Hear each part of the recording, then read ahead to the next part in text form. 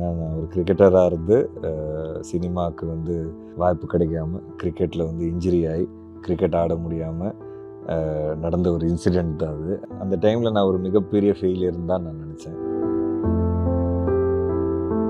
நிறைய பேர் போலீஸ்னு உடனே ஒரு செம்ம ஜாலி லைஃபு எல்லாமே அவங்களுக்கு இருக்கும், இதெல்லாம் சொல்லலாம். ஆனால் எங்கள் அப்பா போலீஸ் எப்படி ஆனாருன்னு ஒரு கதை கேட்டிங்கன்னா, அவர் எவ்வளோ கஷ்டப்பட்டாருங்கிறது உங்களுக்கு புரியும். சிங்கம் நீங்கள் படத்தில் பார்த்துருப்பீங்க, நான் நேரில் பார்த்துருக்கிறேன். ஸோ அப்படிப்பட்ட ஒரு அப்பாவை பார்த்து தான் நான் வளர்ந்துருக்கேன். வெளிப்படையாக அதனால தான் நான் எந்த இன்டர்வியூ போனாலும் என்ன தோணுதோ கேளுங்கன்னு தான் சொல்லுவேன். எனக்கு மூடி மறைச்சி வாழ்கிறதுக்கு இங்கே ஒன்றுமே இல்லை. அதுக்காக நான் புத்தர்ன்னு கேட்டிங்கன்னா கிடையாது. ஆக்சுவலி ஜீவான்னு ஒரு படம் நடந்த காரணமே சிசிஎல் தான். அங்கே தான் விஷாலும் ஆர்யாவோட நான் பழகிறேன். அவங்க 2 பேர் தான் படம் ப்ரொடியூஸ் பண்ணாங்க. இன்றைக்கி நான் தோல்விலாம், நாளைக்கு நான் வெற்றி அடைவேங்கிறது நம்பிக்கை. அது கிரிக்கெட். இன்றைக்கி நான் 100 அடிச்சிருக்கேன், நாளைக்கு 0 அடித்தாலும் திருப்பி ஏஞ்சி வரணுங்கிற never give up attitude cricket. So இது பல விஷயங்கள் எனக்கு சொல்லி கொடுத்தது கிரிக்கெட் தான். ஸோ எனக்கு கிரிக்கெட் வந்து லைஃப்ல ஒரு மிகப்பெரிய ஒரு பலம்னு நான் சொல்லுவேன். Ananya's Nana Nani Homes, a paradise for senior citizens.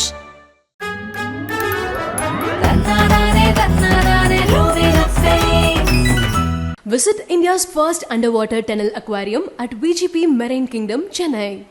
இப்போ எல்லாருக்குமே ஒரு இன்ஸ்பிரேஷன் இருப்பாங்க. இப்போ சினிமாவில் எடுத்துக்கிட்டோம்னா அஜித் சாருங்க ஒரு இன்ஸ்பிரேஷனாக இருப்பாங்க. இப்போ கிரிக்கெட்னு எடுத்துக்கிட்டோம்னா MS தோனி அவர்கள் இன்ஸ்பிரேஷனாக இருப்பாங்க. லால் சலாம் ஆடியோ லான்ச்சில் விஷ்ணு விஷால் அவர்கள் அவங்களோட லைஃப்பை சொன்னதுக்கப்புறம் நிறைய பேரோட இன்ஸ்பிரேஷனாக நீங்கள் இருக்கிறீங்க சார். ஏன்னா கண்ணு முன்னாடியே 2 பேஷனுமே உடஞ்சி அதுக்காக க்ரூம் ஆகி திருப்பியும் அதில் சக்ஸஸ் ஆகுறது அப்படிங்கிறது மிகப்பெரிய விஷயம். அதை வந்து நீங்கள் அச்சீவ் பண்ணி காமிச்சிருக்கீங்க. அப்படிங்கும்போது நிறைய கஷ்டப்பட்டு இருக்க யங்ஸ்டர்ஸ்க்கு வந்து ஓகே நமக்கு ஒரு ஹோப் இருக்கு, வந்துடலாம் அப்படிங்கிற அந்த ஒரு மோட்டிவேஷன் வந்து கிடைச்சது. நான் லிட்ரலி நீங்க பேசுறத நான் கீழே இருந்து கேட்கும்போது எனக்கே ஒரு ஹோப் கிடைச்சது. லைஃப்ல என்ன போனாலும் வின் பண்ணிடலாம் அப்படிங்கிற மாதிரி. ஸோ உங்களோட அந்த டிராவல்ல இருந்து ஆரம்பிச்சிடலாம் சார். சொல்லுங்க சார். நான் சொன்னது வந்து 100% உண்மையான ஒரு ஸ்டோரி. ஏன்னா நான் ஒரு கிரிக்கெட்டராக இருந்து சினிமாவுக்கு வந்து ஒரு 6 வருஷம் ட்ரை பண்ணி வாய்ப்பு கிடைக்காம கிரிக்கெட்டில் வந்து இன்ஜுரி ஆகி கிரிக்கெட் ஆட முடியாமல் நடந்த ஒரு இன்சிடெண்ட் தான் அது. அண்டு அந்த டைமில் நான் ஒரு மிகப்பெரிய ஃபெயிலியர்னு தான் நான் நினச்சேன். பட் எங்கள் அப்பா சொன்ன சில விஷயங்கள் என்னென்னா, நேர்மையாக இருக்கணும் முதல்ல. நமக்கு யார் வந்து கை கொடுக்குறாங்களோ அவங்கள மறக்கவே கூடாது. செல்ஃபிஷாக இருக்கிற தப்பு இல்லை, பட் மற்றவங்கள புண்படுத்தியோ மற்றவங்கள வந்து இறக்கி நம்ம வந்து சக்ஸஸ் ஆகணுங்கிறது கிடையவே கிடையாது. அது தப்பு. ஸோ க்ரோத்துங்கிறது நமக்கு மட்டும் இல்லை, எல்லோரும் சேர்ந்து முன்னாடி கொண்டு போகிறது தான் க்ரோத். ஸோ இந்த ஆனஸ்டி, டெடிகேஷன் இது எல்லாமே எங்கள் அப்பா எனக்கு சொல்லி கொடுத்தது. அண்டு என்னை பொறுத்த வரைக்கும் இதுதான் காரணம். ஏன்னா ரஜினி சாரோட ஒரு படத்தில் நடிக்கிறதுங்கிறதே ஒரு மிகப்பெரிய பிளெஸ்ஸிங். அவரோட படத்தில் ஒரு ஹீரோவாக நடிக்கிறதுங்கிறது எனக்கு தெரில எவ்வளோ பேருக்கு இந்த வாய்ப்பு கிடைக்கும். இதெல்லாம் வந்து ஒரு ட்ரீம் கம் ட்ரூ அப்படின்னு கேட்டிங்கன்னா கிடையவே கிடையாது. ஏன்னா இந்த மாதிரி ஒரு விஷயத்த ட்ரீமே பண்ண முடியாது. ஸோ அப்படி ஒரு விஷயம் நடந்திருக்கு அப்படின்னா இது யூனிவர்ஸ் தான் நமக்கு கிஃப்டாக கொடுக்குது. இப்போ யூனிவர்ஸ் ஏன் நமக்கு இந்த கிஃப்டாக கொடுக்குதுன்னு யோசிச்சு பார்த்தா எங்கள் அப்பா சொல்லி கொடுத்த சில விஷயங்கள் அது அன்னிலேருந்து இன்றைக்கி வரைக்கும் நான் ஃபாலோ பண்ணிகிட்டு இருக்கிறேன். அந்த விஷயங்கள் நான் ஃபாலோ பண்ணதுனால தான் யூனிவர்ஸ் வந்து எனக்கு கிஃப்ட் கொடுத்துருக்கு. ஸோ இது அப்படி தான் நான் பார்க்குறேன். அண்டு நீங்கள் சொன்னீங்களே என்ன பண்ணாலும் சக்ஸஸ் என்ன பண்ணாலும்லாம் இல்லை. நான் அதை எப்படி பார்க்குறேன்னா, நம்ம தொழிலுக்கு நம்ம நேர்மையாக இருக்கணும். ஷார்ட்கட்ஸ் நிறைய வரும். இந்த ஷார்ட்கட்ஸ் எடுக்காமல் அந்த லாங் ரூட் எடுத்தாலே சக்ஸஸ் கண்டிப்பாக வரும். ஷார்ட்கட் எங்கே போய் முடியும்னு தெரியாது. சம்டைம்ஸ் அது பெரிய சக்ஸஸில் முடிஞ்சு திருப்பி உங்களை வேறு ஒரு டைரெக்ஷனில் கொண்டு போயிடும். ஆனால் லாங் ரூட் எடுக்கும்போது அது கண்டிப்பாக அது கரெக்டான பாதையில் தான் போயிட்டுருக்கோங்கிறது ரொம்ப ரொம்ப உறுதியாக நம்ம நடக்கலாம். அந்த பாதையில் டைம் ஆகலாம், ஆனால் பாதை வந்து கரெக்ட். ஸோ எனக்கு தெரிஞ்சு கரெக்டான பாதையில் போகிறது தான் ரொம்ப முக்கியம். பொதுவாக பசங்க அப்படின்னாலே அம்மா செல்லம் தான் அதிகமாக இருக்கும். நீங்கள் அப்பாவை பற்றி இவ்வளோ பேசும்போது உங்களுக்கும் அப்பாவுக்கும் உங்களுடைய அந்த கனெக்ட் வந்து நல்லா புரிஞ்சுக்க முடியுது. சின்ன வயசுலேருந்து அப்பா தான் எல்லாமே இல்லைங்களா சார்? சொல்லி கொடுத்து வளர்க்குறது இதுதான் பாதைன்னு சொல்லி. அப்பா வந்து நீங்கள் சினிமாவில் பார்க்குற ஹீரோ வந்து நான் நேரில் பார்த்துருக்குறேன். ஸோ நீங்கள் போலீஸ் படங்கள் பார்க்கும்போது சாமி படத்தில் வந்து நீங்கள் விக்ரம் சாரை பார்த்துருப்பீங்க. இதெல்லாம் வந்து நான் நேரில் பார்த்துருக்குறேன். ஸோ சிங்கம் நீங்கள் படத்தில் பார்த்துருப்பீங்க, நான் நேரில் பார்த்துருக்குறேன். ஸோ அப்படிப்பட்ட ஒரு அப்பாவை பார்த்து தான் நான் வளர்ந்துருக்கேன். அண்டு நிறைய பேர் போலீஸ்னு உடனே ஒரு செம்ம ஜாலி லைஃபு ஒரு எல்லாமே அவங்களுக்கு இருக்கும், இதெல்லாம் சொல்லலாம். கண்டிப்பாக எனக்கு இருந்தது. ஓரளவுக்கு இருந்தது. ஆனால் எங்கள் அப்பா போலீஸ் எப்படி ஆனாருன்னு ஒரு கதை கேட்டிங்கன்னா, அவர் எவ்வளோ கஷ்டப்பட்டாருங்கிறது உங்களுக்கு புரியும். சாப்பிட்றதுக்கு கூட காசு இல்லாத டைமில் அவர் படித்து வேலை பார்த்து சம்பாரித்து அந்த சம்பாரித்த காசில் படித்து ஒரு ஐபிஎஸ் ஆஃபீஸர் ஆகி அங்கேருந்து அவர் இன்றைக்கி வந்து ஒரு டிஜிபியாக ரிட்டையர் ஆனார். இந்த ஜேர்னி இருக்குல்ல, இந்த ஜேர்னி வந்து இது எவ்வளோ அவர் கஷ்டப்பட்டுருக்காருங்கிறது எனக்கு தெரியும். அண்டு நாங்கள் வளரும்போது எங்களோட ரிலேட்டிவ்ஸ் அவங்க இருக்கிற கிராமங்கள் அது எல்லாமே நான் போய் பார்த்துருக்குறோம். அந்த இடத்துலேருந்து எங்கள் அப்பா வந்து ஒரு ஐபிஎஸ் ஆஃபீஸர் ஆகிருக்கிறார் அப்படின்னா அதுக்கு அவர் எவ்வளோ உழைச்சிருப்பார், எவ்வளோ எஃபர்ட் போட்டிருப்பார், எவ்வளோத்தையும் ஃபேஸ் பண்ணியிருப்பார். அண்டு 35 இயர்ஸ் ஆஃப் சர்வீஸில் 27 இயர்ஸ் லா அண்ட் ஆர்டரில் இருந்தார். ஸோ நான் அதான் சொல்கிறேன். ஸோ நீங்கள் ஹீரோ அப்பா அப்படின்னு கேட்டிங்கன்னா அதுதான் எனக்கு, அதனால தான் அப்பா எனக்கு ஹீரோ. ஏன்னா நீங்கள் சினிமாவில் பார்க்குற ஹீரோஸ் நான் நிஜ லைஃப்பில் பார்க்கும்போது எவ்வளோ பேருக்கு எவ்வளோ ஹெல்ப் பண்ணியிருக்கிறாரு, எவ்வளோ டியூட்டியை மீறி சொல்கிறேன், டியூட்டி கிடையாது, டியூட்டியை மீறி எவ்வளோ பேருக்கு பண்ணியிருக்கிறாரு, என்னென்னமோ எவ்வளோ லைஃப்ஸ் அவர் டச் பண்ணியிருக்காருங்கிறது நான் பார்த்துருக்குறேன். ஸோ நம்ம சொல்லலாம் பவர்னால் யாராவது ஒரு உயிரை காப்பாற்ற முடியுமா அப்படின்னா அதுவும் நான் பார்த்துருக்குறேன். டாக்டர் இல்லை கரெக்டான மெடிக்கல் அட்டென்ஷன் கிடைக்காத போது ஒரு ஹாஸ்பிட்டலில் யாராவது அப்பாவுக்கு வந்து தெரிஞ்சவங்க ரீச் பண்ணும்போது அப்பா அதை பேசும்போது அவங்களுக்கு டைம்லி ஹெல்ப் கிடச்சி ஒரு உயிரும் வந்து காப்பாற்றிருக்காங்க. ஸோ அதுவும் நான் பார்த்துருக்குறேன். அண்டு நிறைய பார்த்துருக்கேன் இந்த மாதிரில சொல்லிட்டே போகலாம் நான். ஸோ அப்பா தான் எனக்கு ஹீரோ. அதான் இப்போ வீட்டில் பெத்தவங்க செஞ்ச புண்ணியம் பசங்களுக்கு கண்டிப்பாக நான் கர்மாவில் ரொம்ப நம்புறேன். Great sir. என்ன சொல்லி கொடுத்து வளர்ப்பாங்க சின்ன வயசுல இருந்து? அடிக்கடி இது ஒரு வார்த்தை சொல்லி கொடுத்து என்னை வளர்த்துக்கிட்டே வந்தாங்க அப்படிங்கிற மாதிரினா என்ன சொல்லுவாங்க சார்? இல்லை அதான் என்னன்னா மெயினாக வந்து ஆனெஸ்டி தான் பயங்கரமாக சொல்லி கொடுத்துருக்காரு. மேனிப்புலேஷனே இல்லை எந்த ரிலேஷன்ஷிப்லேயும் சரி வெளிப்படையாக. அதனால தான் நான் எந்த இன்டர்வியூ போனாலும் என்ன தோணுதோ கேளுங்கன்னு தான் சொல்லுவேன். எனக்கு மூடி மறைச்சி வாழ்கிறதுக்கு இங்கே ஒன்றுமே இல்லை. அதுக்காக நான் புத்தர்ன்னு கேட்டிங்கன்னா கிடையாது. ஆனால் எனக்கு என் லைஃப்பில் வந்து நான் ரொம்ப கான்ஃபிடெண்ட்டாக என்னவா இருப்பேன் அப்படின்னா நான் யாரையும் புண்படுத்தலை. வேணும்னு தெரியாமல் புண்படுத்துறதுங்கிறது அதில் வாழ்க்கையில் மனிதர்களுக்கு நடக்கிற ஒரு விஷயந்தான். ஆனால் நான் ஒரு வாண்டடாக ஒரு விஷயத்தை சாதிக்கிறதுக்காகவோ இல்லை ஒரு விஷயத்தை வந்து செல்ஃபிஷாக எனக்கு இது நடக்கணுங்கிறதுக்காகவோ மற்றவங்கள புண்படுத்தியோ மற்றவங்கள வந்து டிஸ்டர்ப் பண்ணியோ இல்லை அவங்க லைஃப்பில் ஒரு சின்ன கெடுதல் பண்ணியோ நான் அச்சீவ் பண்ணது கிடையாது. அது யோசிச்சதும் கிடையாது. ஸோ இந்த ஒரு கான்ஃபிடென்ஸ் தான் எனக்கு. ஏன்னா இது எங்கள் அப்பா சொல்லி கொடுத்த வளர்த்தாரு. நீ என்னதான் இருந்தாலும் you have to be grateful. ஏன்னா நான் இன்னைக்கு ஒரு ஐபிஎஸ் ஆஃபீஸர் ஆயிருக்கேன் அப்படின்னா என்னை பல பேர் கை கொடுத்தாங்க. அதனால்தான். ஸோ உன்னால் மற்றவங்களுக்கு என்ன பண்ண முடியுமோ பண்ண தவிர்த்து யார்கிட்ட இருந்து எதுவுமே பிடிங்கிறது உன்னோட செல்ஃபிஷ் ரீசன்ஸ்க்காக அது மட்டும் பண்ணு, லைஃப் நல்லா இருக்கும்னு. நான் வந்து ஜீவா படத்திலே வந்து விஷ்ணு விஷால் அவர்களோட முழு சக்ஸஸை பார்த்துட்டேன் அப்படிங்கிற மாதிரி இருக்குது. ஒரு அந்த ஜீவா படம் சக்ஸஸ் ஆனதுக்கப்புறம் அந்த படத்தில் உங்களோட ரியல் லைஃப் ஸ்டோரி நிறைய நீங்கள் நீங்கள் பேசினதுக்கப்புறம் அதை பார்த்ததுக்கப்புறம் கனெக்ட் பண்ண முடிஞ்சது. அந்த ஆப்பர்ச்சுனிட்டி கிடைச்சதுக்கப்புறம் நீங்கள் கத்திட்டே அது உண்மையாகவே நான் தான். அது என் மனசோட அது வந்த ஃபீலிங் ஒரே டேக்கில் அது ஓகே ஆச்சு. சார் சொல்லும்போது நீ வந்து இப்படி இந்த ஒரு வாய்ப்பு கிடைச்சிச்சு நீ ஓடணும். இப்போ நான் என்னோட சினிமாவோட வாய்ப்பை தான் நினச்சிக்கிட்டேன். அந்த ஒரு வாய்ப்பு கிடைக்கும் போது எனக்கு ஒரு சந்தோஷம் ஒரு வெறி வந்தது இல்லை, அதுதான் அது அப்படின்னு சொல்லி தான் நான் ஓடினேன். அது நல்லாவே எங்களால் பார்க்க முடியுது அந்த வெரி ஃபீல்.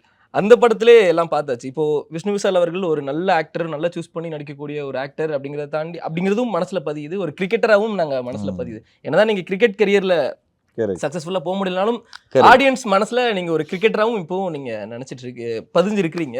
ஸோ இதெல்லாம் இந்த டிராவல் இந்த ஜேர்னியை பத்தி கொஞ்சம் சொல்ல முடியுமா? அதான் என்னன்னு தெரியல. கிரிக்கெட் ஒரு லைஃபோட பார்ட்டாவே எனக்கு இருக்கு. நான் வந்து ஒரு 10-12 வருஷம் ஆடி இருக்கேன். யோசிப்பேன் விட்டதுக்கு அப்புறமா இன்ஜுரி ஆனது எதுக்கு ஆடினேன், எதுக்கு இவ்வளோ எஃபர்ட் போட்டேன், புரியலையே எனக்கு அப்படின்னு. ஆனால் அதுக்கப்புறம் போக போக தான் எனக்கு அது புரிதல் வந்தது லைஃப்பில். ஸோ ஃபஸ்ட்டு படமே எனக்கு நடிப்பு பற்றி எதுவுமே தெரியாது. அண்டு அப்படி தான் நான் முயற்சியும் பண்ணிகிட்ருக்கிற டைமில் கூட போய் எங்கேயுமே கற்றுக்கல. ஏதோ ஒன்று ஹீரோ ஆகணும்னு ஒரு ஆசை, அவ்வளோதான். ஸோ கேமராவே ஃபஸ்ட் டைம் நான் வெண்ணிலா கபடி குழு அப்போ தான் பார்த்தேன். ஸோ வெண்ணிலா கபடி குழுங்கிற ஒரு கதையே வந்து எனக்கு ரொம்ப பிடிச்ச காரணமே ஸ்போர்ட்ஸ். எனக்கு நடிக்க தெரியாது, ஆனால் எனக்கு ஸ்போர்ட்ஸ் மேனோட திங்கிங் தெரியும். என்ன ஒன்று ஸ்போர்ட்ஸ் ஸ்க்ரீனில் என்னால் காட்ட முடியுங்கிற ஒரு நம்பிக்கை எனக்கு இருக்குது. ஏன்னா அது உடம்புல இருக்குது. ஸோ அந்த நம்பிக்கையில் தான் நான் அந்த படத்தில் குதித்தேன். ஸோ அதோட பயணம் பெரிய பயணம். எப்படி போனேன் அதெல்லாம் இருக்குது, அதெல்லாம் ஓரமாக வச்சுக்கலாம். பட் ஸோ அந்த படமும் ஸ்போர்ட்ஸ்னால தான் நடந்தது. அதுக்கப்புறம் ஜீவான்னு ஒரு படம் பண்ணேன், கிரிக்கெட். அதுக்கப்புறம் சிசிஎல்ல பார்த்தீங்கன்னா, ஆக்சுவலா ஜீவான்னு ஒரு படம் நடந்த காரணமே சிசிஎல் தான். அங்கே தான் விஷாலும் ஆர்யாவோட நான் பழகுறேன். அவங்க 2 பேர் தான் படம் ப்ரொடியூஸ் பண்ணாங்க. ஸோ அங்கே தான் ஒரு கிரிக்கெட்டராக வந்து பேர் வாங்க ஆரம்பித்தேன். அப்போ எல்லாரும் மதிச்சாங்க இண்டஸ்ட்ரியில், எல்லாரும் பேச ஆரம்பித்தாங்க. ஒரு சின்ன சோஷியல் ஒரு ஒரு என்ன சொல்கிறது, ஒரு அக்னாலேஜ்மெண்ட் கிடச்சிது எனக்கு. ஃப்ரெண்ட்ஸ் கிடச்சாங்க. ஸோ அதோட அவுட்கம் தான் ஜீவா. ஸோ அவங்க 2 பேர் ப்ரொடியூஸ் பண்ணாங்க. சரி, அதுக்கப்புறம் யோசிச்சு பார்த்தா கட்டா குஸ்தி திருப்பி ஒரு ஸ்போர்ட்ஸ் படம். இப்போ இது யோசிச்சு பார்த்தா திருப்பி ஒரு ஸ்போர்ட்ஸ் படம், கிரிக்கெட். ஸோ கிரிக்கெட் வந்து என் லைஃப் ஃபுல்லாக இருந்துகிட்டே இருக்குது, அது தெரிஞ்சோ தெரியாமலையோ. ஆனால் நான் யோசித்து பார்க்கும்போது நான் போட்ட எஃபர்ட் கிரிக்கெட்டில் வீண் போல. அது வந்து எனக்கு அப்படி கை கொடுக்குது இன்னைக்கு வரைக்கும். ஏன் அப்படின்னு கேட்டிங்கன்னா, நான் எல்லா இடத்துல பாலிடிக்ஸ் இருக்குங்க. நம்ம இல்லைன்னு சொன்னால் அது பொய். வீட்டிலே பாலிடிக்ஸ் இருக்குது. ஓகே. ஸோ நம்ம சினிமா மாதிரி ஒரு பெரிய ஃபீல்டு இல்லை, ஐ மீன் பெரிய பெரிய இடங்களில் நீங்கள் பாலிடிக்ஸ் இல்லாத இடமே கிடையாது. அது இன்ஸ்டிடியூஷனாக இருந்தாலும் சரி, உங்கள் ஆஃபீஸ்லேயே இருக்கும் இங்கே. ஸோ இது எப்படி ஹேண்டில் பண்ணக்கூடிய மனுப்பக்கம் வந்து எனக்கு கிரிக்கெட்னால கிடச்சிது. ஏன்னா கிரிக்கெட்டில் நான் அவ்வளோ ஃபேஸ் பண்ணியிருக்கிறேன்.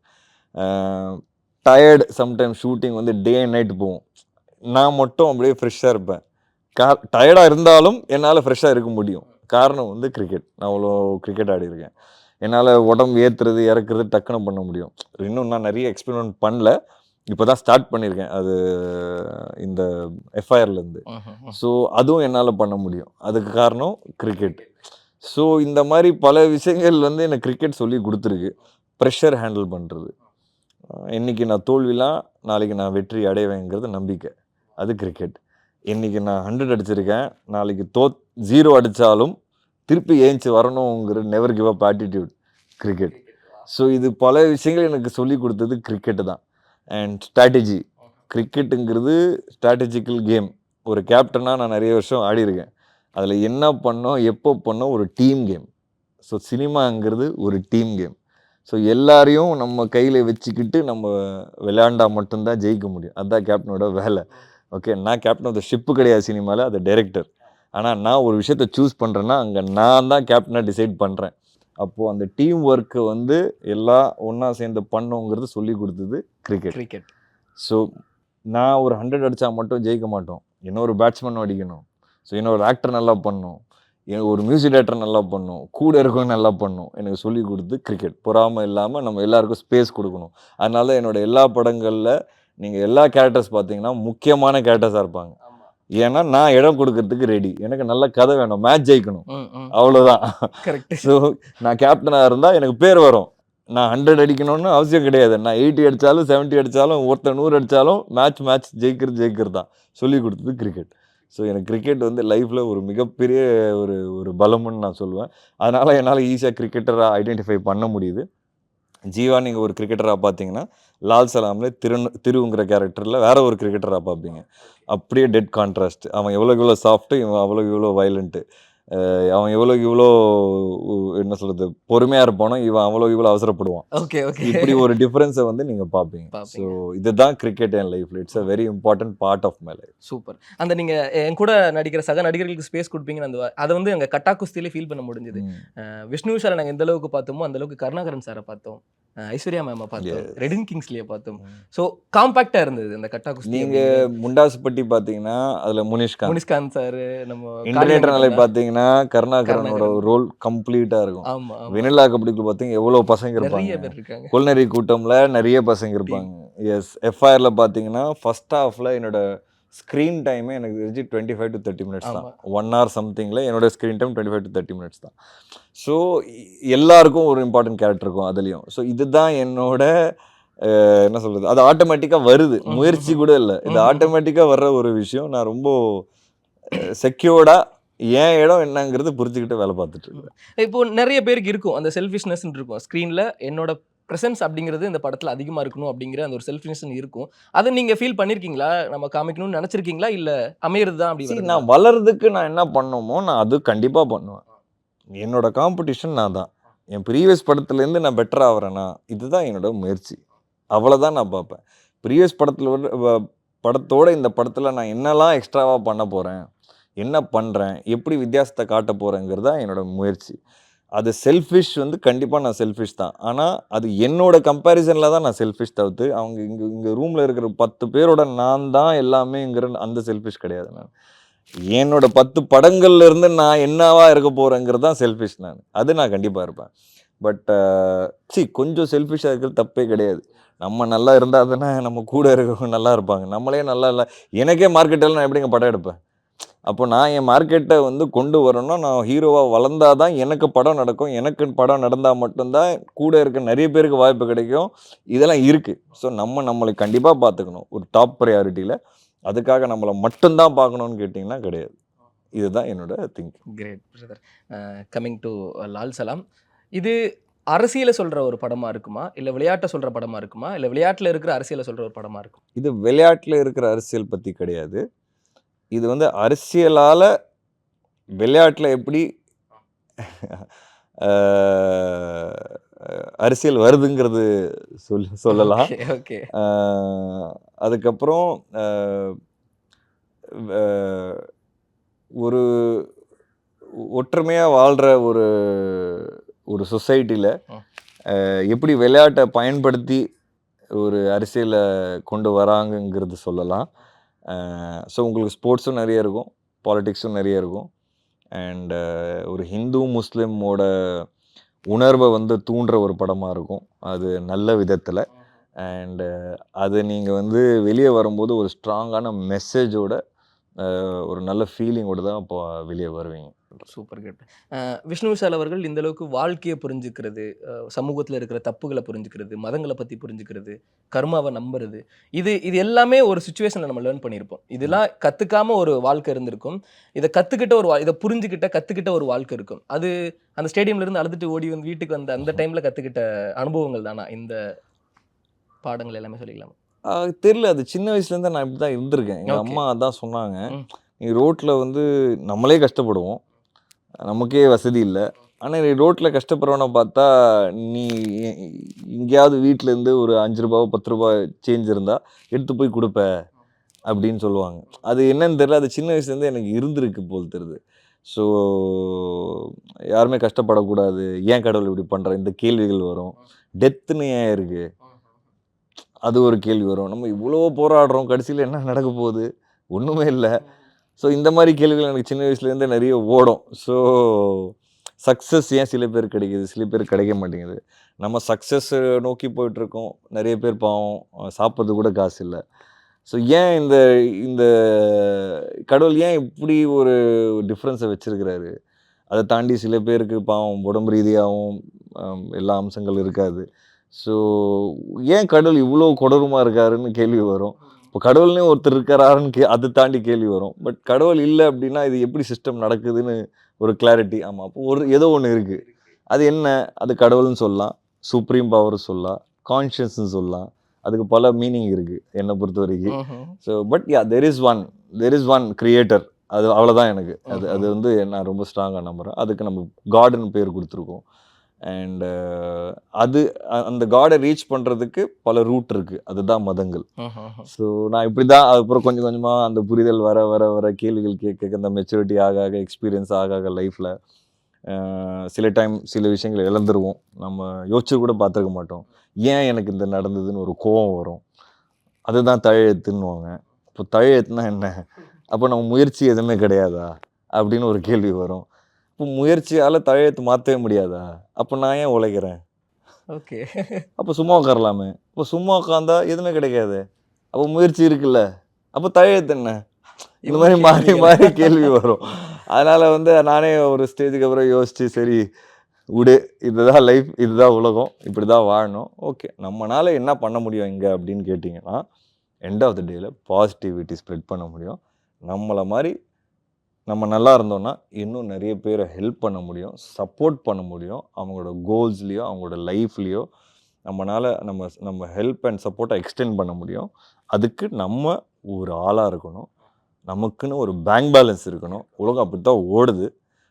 இந்த உலகத்தில் நம்ம இதுதான் பண்ண முடியும். அதுக்கு என்ன பண்ணணுமோ நம்ம பண்ணுவோம். அது எப்படி பண்ணுவோம் அப்படின்னா, நான் சின்ன வயசுலேருந்தே தெரிஞ்சோ தெரியாமலோ எனக்கு கிரிக்கெட்னால அந்த பாப்புலாரிட்டி ஆகணும், மக்கள் நம்மளை பற்றி பேசணுங்கிறது ரொம்ப பிடிச்சிது. அது அதனால தான் சினிமா தான் ட்ரை பண்ணணும்னு இருந்தேன். அது வந்தேன், ட்ரை பண்ணேன், ஏதோ ஒன்று நடக்குது. ஸோ அந்த சின்ன சின்ன ஸ்டெப்பில் க்ரோ பண்ணி பண்ணி பண்ணி இது வழியாக நம்ம அதை பண்ணலாமே அப்படிங்கிற ஒரு திங்கிங் நிறைய பண்ணிகிட்ருக்கிறேன். அதை நான் வெளியே சொல்ல மாட்டேன். என்னால் முடிஞ்ச அளவுக்கு நான் என்ன குவாய்ட்டாக என்னென்ன யாருக்கெல்லாம் சப்போர்ட் பண்ண முடியும், என் லைஃப்பில் என்ன சார்ந்து நான் பண்ணிட்டு தான் இருக்கேன். தொடர்ந்து என்றைக்குமே பண்ணிகிட்டு இருக்கிறேன். இதுதான் என்னோட அல்டிமேட். உங்களுக்கு ஒன்று இருக்கும். இப்போ வெண்ணிலா கபடி குழு படத்துக்கு முன்னாடி இருந்த விஷ்ணு விஷால் இருக்கிறாங்க இல்லையா? 2லேயுமே சக்ஸஸ் ஆகாம அழுதுட்டு இருந்த ஒரு விஷ்ணு விஷால், இப்போ இந்த லெவல்ல உட்காந்து இன்டர்வியூ கொடுத்துட்டு இருக்கக்கூடிய ஒரு விஷ்ணு விஷால். இந்த டிராவல்ல ஒண்ணு கத்துட்டு இருப்பீங்க இல்லையா? அத அது என்னன்னு தெரிஞ்சுக்கலாமா? இது இந்த உலகத்தில் வந்து அதோட கம்பேரிசனில் சொன்னால் அது வேற. நான் சினிமாவோட கம்பேரிசனில் சொன்னால் அது வேறையாக சொல்லுவேன். லைஃபுக்காக சொல்லணுன்னா நான் வேறையாக சொல்லுவேன். அதனால் எனக்கு சொல்ல வரல. ஸோ பட் ஓகே, உங்களுக்கு சினிமாவோட கம்பேரிசன் ப்ளஸ் அது லைட்டாக லைஃப். ஏன்னா நான் சினிமாவில் இருக்கிறேன். அதை பற்றி தான் பேச முடியும். நான் இந்த உலகத்தில் இருக்கிறேன். சினிமானால தான் என்ன நிறைய பேருக்கு தெரியும். ஸோ நான் அதை பற்றி தான் பேச முடியும். என்னை பொறுத்த வரைக்கும் சினிமாவில் உலகமே உங்களை பார்க்குற பார்வை உங்கள் சக்ஸஸ் வச்சு தான். ஸோ சக்ஸஸ் ரொம்ப ரொம்ப முக்கியம். நீ சக்ஸஸ்ஃபுல்லாக இருந்தால் மட்டும்தான் இங்கே உன்னை மதிப்பாங்க, நீ சொல்கிறது கேட்பாங்க. நீ தொடர்ந்த சக்ஸஸாக இருந்தால் மட்டும்தான் உன் கூட பழகுவாங்க. சக்ஸஸ் ரொம்ப முக்கியம். ஸோ அது என்ன எக்காரணத்துக்கும் நம்ம அந்த சக்ஸஸ்ஃபுல்லான ஒரு ஜேர்னியை, அது சக்ஸஸ்ங்கிறது இப்போது இந்த பாயிண்ட் ஆஃப் டைமில் மட்டும் கிடையாது, அது ஒரு ஜேர்னி. இந்த ஜேர்னிலேருந்து நம்ம மேலே கீழே நடக்கும். ஆனால் அந்த ஜேர்னி நம்மளது கான்ஸ்டண்ட்டாக இருக்கணும். அது இருந்தால் மட்டும்தான் சினிமா உன்னை மதிக்கும். இதுதான் வந்து நான் கற்றுக்கிட்டது சினிமாவில். And I'm lucky so far. அந்த விஷ்ணு விஷால் அன்னைக்கு ஒரு தோற்று போன ஒரு விஷ்ணு விஷாலில் உட்காந்தான். இன்னைக்கு நான் தோக்க மாட்டேங்கிற ஒரு விஷ்ணு விஷாலில் உட்காந்துருக்கிறேங்கிறது, அதுதான் நான் டிஃப்ரென்ஸாக பார்க்குறேன். சக்ஸஸ் அப்படிங்கும்போது நம்ம ஃபஸ்ட்டே பேசியிருந்த மாதிரி ரஜினி சார் ஒரு சக்ஸஸ்ஃபுல் பிளேஸில் இருக்கிறதுனால தான் அவர் சொல்கிற அந்த ஸ்ட்ராங்கான கருத்தை மக்கள் ஏற்றுக்கிறாங்க அப்படிங்கிறதையும் நம்ம இங்கே அதுக்கு ஒரு எக்ஸாம்பிள். அதான் எக்ஸாம்பிள். கரெக்ட். அதான் வேர்ல்டு வந்து நீங்கள் யாராக இருக்கீங்களோ, நீங்கள் ஒரு ஹியூமனாக எப்படி இருக்கீங்க அப்படிங்கிறத தாண்டி நீங்கள் எந்த இடத்துல இருக்கீங்கிறது தான் அவங்களோட கணக்கு. பல பேர் நிறைய விஷயங்கள் கரெக்டாக பண்ணியிருப்பாங்க, ஆனால் சக்ஸஸ் அவங்களுக்கு கிடச்சிருக்காது. அவங்க பேசுனா நம்ம கேட்கக்கூட மாட்டோம். ஆனால் நல்ல சக்ஸஸ் ஆனவங்க வந்து பேசுனா நம்ம அவ்வளோ டீட்டெயில்டாக உட்காந்து கேட்போம். அதுக்கு நம்ம நமக்கு செட் ஆகுமோ இல்லையோ அது நமக்கு தெரியாது, ஆனாலும் நம்ம உட்காந்து கேட்போம். இதுதான் லைஃப். நம்ம சினிமாவில் தோன்றிருக்கிற டைமில், நம்ம டவுனாக இருக்கிற டைமில் நமக்குன்னு ஒரு நண்பர் இருப்பார். அந்த நண்பர்கிட்ட போய் நம்ம எல்லாமே ஷேர் பண்ணிப்போம் அப்படிங்கிற மாதிரி. உங்களோட வாழ்க்கையில் உங்களுக்கு இருக்கக்கூடிய நண்பர் சையத் முகமது. ஓகே, ஆமாம், அவர் தான் என்னோட பெஸ்ட் ஃப்ரெண்டு. 27 வருஷம் ஃப்ரெண்ட்ஷிப் எனக்கு. அண்ட் அவர் தான் எனக்கு இன்ஸ்பிரேஷனும். எஃப்ஐஆர் நானும் அவரும் நிறைய பேசுவோம் லைஃப் பற்றி, சுற்றி இருக்கிற இந்த மதங்கள் வச்சு, காஸ்ட்டை வச்சு நடக்கிற பாலிடிக்ஸ் பற்றி. எண்ட் ஆஃப் த டே எல்லாருமே மனிதர்கள் தானே. இங்கே என்ன எல்லாம் பர்மனெண்ட்டாக இருக்க போகிறோம், எல்லாரும் கொஞ்ச நாள் வாழ்ந்து போகிறோம். இது ஒரு டெம்பரரி. பர்மனெண்ட்டுங்கிறது டெத்து தான். அது யாருமே புரிஞ்சுக்காம என்னென்னமோ ஒரு விஷயத்துக்காக போராடி என்னென்னமோ பண்ணிகிட்ருக்கோம். அந்த ஹேட்ரட், அந்த வயலன்ஸ், அதெல்லாம் அதை பற்றி நிறைய டிஸ்கஸ் பண்ணோம். ஸோ இந்த எஃப்ஐஆர் மாதிரி ஒரு படம் கிடைக்கும்போது நான் ரொம்ப சந்தோஷப்பட்டேன் அதை பண்ணுறதுக்கு. இப்போ லால் சலாம் மாதிரி ஒரு படம் திருப்பி கிடைக்கும் போது அவனுக்கு தான் நான் ஃபஸ்ட் ஃபோன் அடித்தேன். ஓகே, இந்த மாதிரி இன்னொரு படம் வந்திருக்கு, நம்ம நினைக்கிற நமக்கு ஒரு தாட் ப்ராசஸ் நம்ம இது பண்ணுவோம்ல, ஷேர் பண்ணுவோம்ல, அந்த தாட் ப்ராசஸ் எனக்கு அந்த மாதிரி கதைகள் கேட்கும்போது டக்குன்னு நான் அவருக்கு அடித்து அதை பற்றி சொல்லுவேன். ஸோ அவர் ரொம்ப ஈகராக வெயிட் பண்ணிகிட்ருக்காரு. எனக்கு கடவுள் நம்பிக்கை பயங்கரம். ஆனால் எனக்கு மத நம்பிக்கையோ இல்லை ரிலிஜியன் நான் பர்சனலாக ரொம்ப தீவிரமாக ஃபாலோ பண்ணுறேன் அப்படின்னு கேட்டிங்கன்னா இல்லை. எனக்கு எல்லா மதமும் சேம். God is one. இதுதான் வந்து நான் நம்புகிறேன். ஸோ எனக்கு அதுதான் இந்த படம் மூலியமாக ஒரு மெசேஜாக இருக்குங்கிறது நான் நம்புகிறேன். அண்டு அதுக்காக அது நம்பிக்கையாக வச்சு அது வந்து ஃபாலோ பண்ணுறவங்கள வந்து நான் ரைட்டோ தப்போ சொல்கிறதுக்கு எனக்கு எந்த விதமான ரைட்ஸ் இல்லை. பட் அதை வச்சு அரசியல் பண்ணுறவங்களும் அதை வச்சு வயலன்ஸ் அண்ட் ஹேட்ரட் ஸ்ப்ரெட் பண்ணுறவங்க கண்டிப்பாக தப்பு தான். இதுதான் வந்து நான் feel. Thank you so much sir. நிறைய ஷேர் பண்ணீங்க. லால் சலாம் ஒரு மிகப்பெரிய நிறைய நல்ல படங்கள் கொடுத்துட்ருக்கீங்க. இதுக்கப்புறம் நிறைய நல்ல படங்கள் கொடுப்பீங்க அப்படிங்கிற ஒரு நம்பிக்கை இருக்குது. இந்த படம் ஒரு மிகப்பெரிய அளவில் உங்களுக்கு ஒரு கெரியர் பெஸ்ட்டாக அமையிறதுக்கு எங்கள் டீம் சார்பு ஒரு பெரிய வாழ்த்துக்கள். Thank you so much. Thank you. Ananya's Nana Nani Homes, a paradise for senior citizens.